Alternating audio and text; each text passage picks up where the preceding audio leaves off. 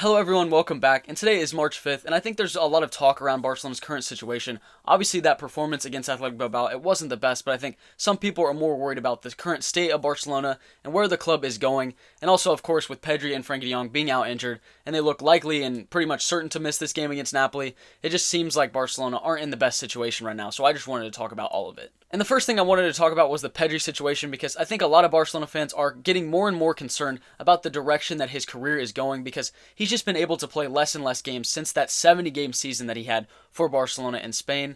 And it just doesn't look like he's able to really give 100%, because it always seems like he's playing with the fear of being re-injured, and I completely understand that because he's faced so many injury problems in the past couple years. And some Barcelona fans are so worried about the situation that they're actually thinking that Barcelona might need to sell Pedri in the next couple years, and I completely disagree with this. I hope that's not the case. I hope Pedri stays at Barcelona for the majority of his career, and I really think that all these injury problems, it's not Pedri's fault. It's Barcelona and the Spanish national team's fault for the way that they handled his games. And it seems like every single time Pedri gets injured, he takes a couple months or a couple weeks to be fit again, and then once he's fit and healthy, he's just never back to 100% before he gets re-injured. And obviously, that's so frustrating for him and for the fans as well, because, of course, Pedri, he wants to be playing every single game, and that's just not the case right now. Pedri is still just 21 years old. He's been at Barcelona for so long that we forget that he's still that young, and it's just terrible that someone that young and has that much time left in their career is struggling with injury problems already. And for Barcelona right now, the only thing they can do is give Pedri all the time he needs to completely come back from this injury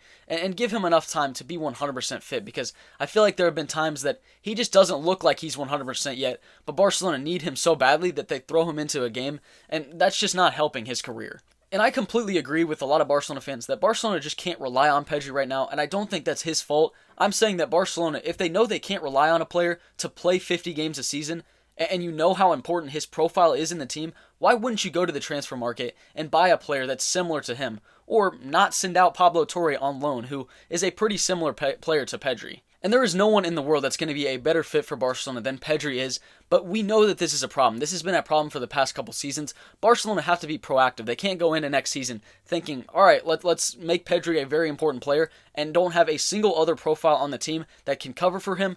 They can't do that. They should go out in the transfer market, if they have the money available, and sign a player that's similar to the way that he plays, or bring Pablo Torre back from loan. And I think this entire injury crisis with all the players, I'll pull up the graphic right now about Barcelona's midfielders missing so many games this season, and I just think it's a problem for Barcelona in general, and this is something that they could do better at. Hire a better medical staff. You think of players like Ousmane Dembele, who left Barcelona after having so many injury problems every single year at Barcelona, and now he's been fit the entire season at PSG. Why is that? And other players have talked about the routine at Barcelona, how they don't have that much physical preparation before games, and I feel like that is a huge reason why Barcelona have struggled with so many injury problems in the past couple seasons, because the sport is just changing, and there's so much more physicality involved, I think, today.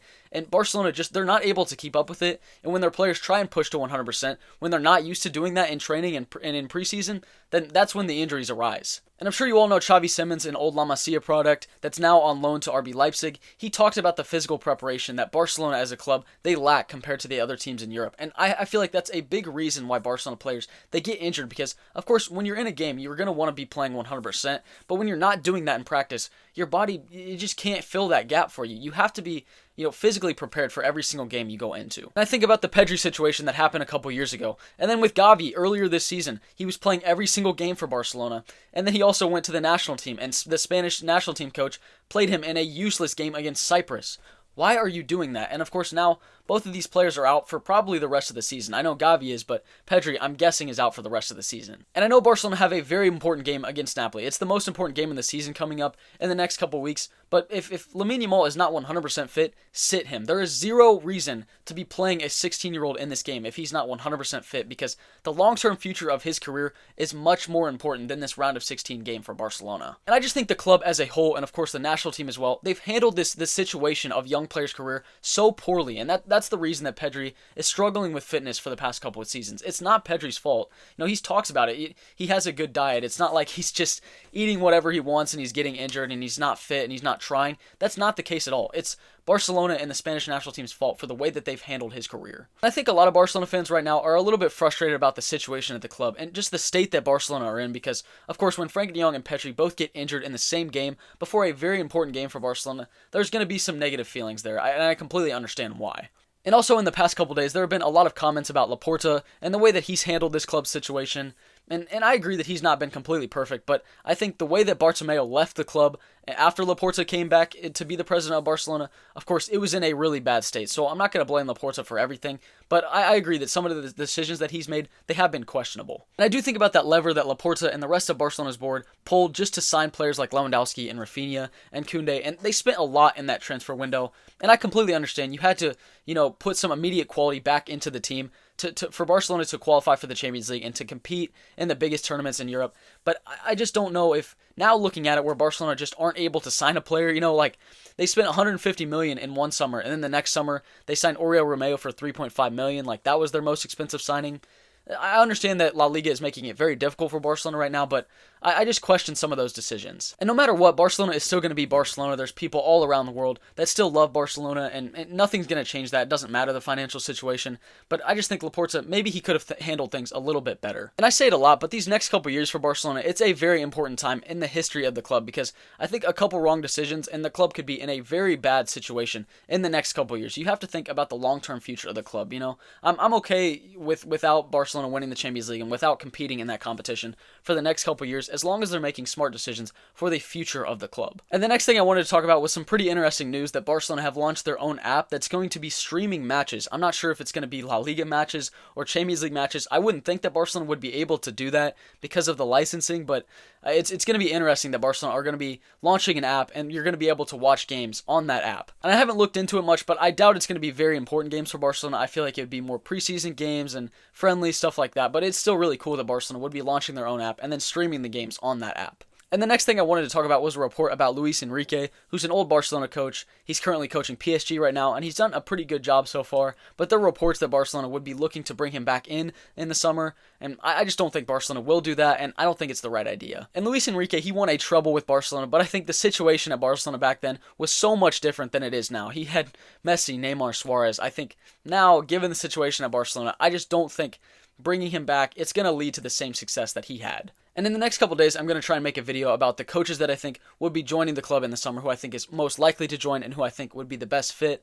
But I don't think Luis Enrique is going to be joining Barcelona, and the report basically said that Barcelona don't see that as a realistic option, even if Deco and Laporta, they have probably thought about it. Whoever Barcelona appoint as the next coach, of course, they have a lot of great players to be working with, but with the current situation, they might not be able to get the signings that they want to make in the summer. We're going to have to see how Barcelona's board navigates that, and of course, there are a lot of options like Hansi Flick, De Zerbi, Julian Nagelsmann. A lot of people talk about Jurgen Klopp, but he's not going to be joining in the summer.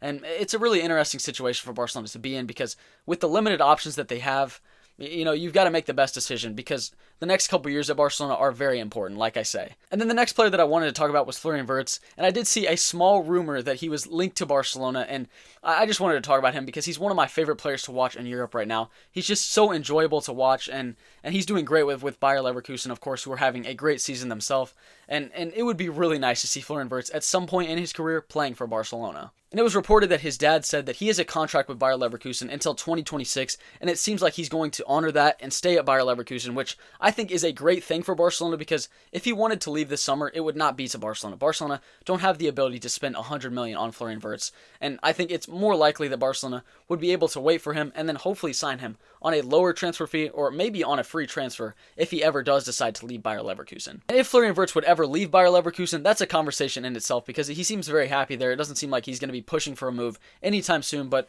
again, I think that works in Barcelona's favor, because in the next couple years, maybe they have the financial ability to buy him, but I don't think right now, anytime soon, Barcelona would be able to do that. And if anyone says Florian Wirtz would never join Barcelona, he has said in an interview that Barcelona is his dream club, and that's a club that he would love to play for at some point in his career. And again, dreaming is free. I'm going to 100% choose to believe that Florian Wirtz could at some point in his career play for Barcelona, and I think that would be such a good signing. And then the last report I wanted to talk about was Pau Cubarsí, and it looks likely that Barcelona are going to try and renew his contract. And that's what I talk about with Laporta and some of the decisions that he's made, that I hope he keeps the long-term future of Barcelona in his mind, because players like Cubarsí, they should be wrapped up in long-term contracts. That should be the priority, instead of going and spending big in the summer, because I think Barcelona, the main priority is signing these long-term players that have a big future at the club. And even before he made his debut with the first team, a lot of Barcelona fans were hearing about how promising he was as a player, but none of us expected this rise, this immediate rise as a starting center back for Barcelona at 17 years old. That's completely unheard of, and he has great center backs in front of him. It's not like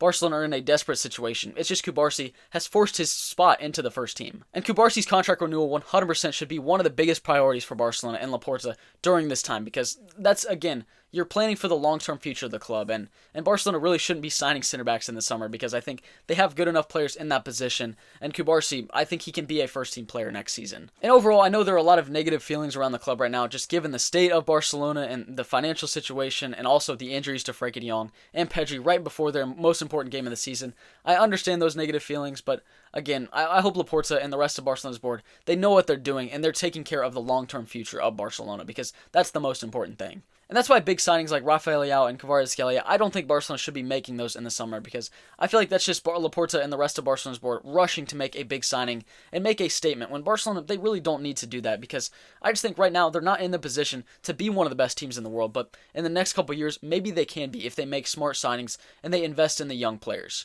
And also, my friend and I are working on the Discord. We're going to try and get that up and running soon. And hopefully every Barcelona fan that would want to join would be able to join. We're going to try and get that done as soon as possible. And as always, thank you very much for watching my video and for all the comments. I really do like reading all of them and talking with all of you. So thank you very much, and I hope you all have a good rest of your day.